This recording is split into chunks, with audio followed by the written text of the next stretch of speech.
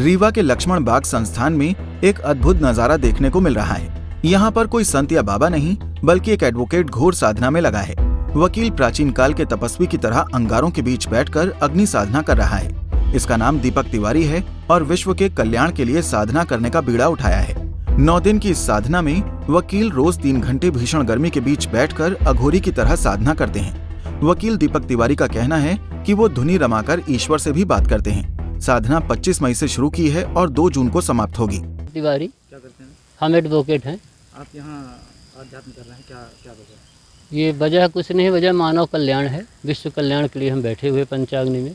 ईश्वर से direct connection, ये समझिए। परमार्थ जन कल्याण हेतु हम विश्व कल्याण के लिए पंचाग्नि साधना में बैठे हुए हैं। किस तरह का कल्याण चाहते हैं? विश्व में हर प्रकार का शांति हो, महामारी कोरोना जैसे रोग उत्पन्न न हो, जिससे हमारे देशवासियों के समस्त विश्व में जीव जंतु सबका रक्षा हो। ये किसने बताया कि आप ये करिए तो कल्याण हो जाएगा? ये हमारे गुरु के मार्गदर्शन से होता है। कौन से गुरु हैं? हमारे गुरु हैं श्री धर्मराज शर्मा जी, यूपी से। हम ये सब प्रेरणा मिलती है, उनके आदेश से हम बैठते हैं। कितने बजे कितने बजे तक? ये 12 से 3। पिछले कितने दिनों से आप यहाँ? हम यहाँ 25 तारीख से हैं, 2 तारीख को समापन है। आप जब बैठते हैं तो ईश्वर से भी आपकी बातचीत होती है कुछ? ईश्वर से भी ये तो गोपनीय चीज़ें रहती हैं, सिर्फ अपना प्रार्थना है, ये मान के चलिए। कुछ चीज़ें बताई नहीं जाती हैं। ये अंगारों के बीच आप बैठते हैं? हाँ, डेली निमित्त।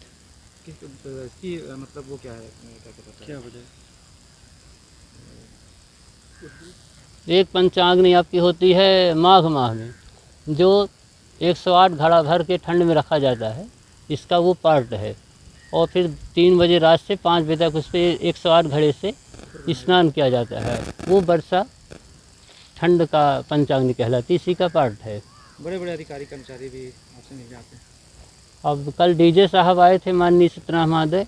अब बाकी हमको जानकारी नहीं है, हम अपने तप में रहते हैं। कौन आ रहा कौन जा रहा हमको इसकी जानकारी नहीं है। आपने यही स्थान पे चुना?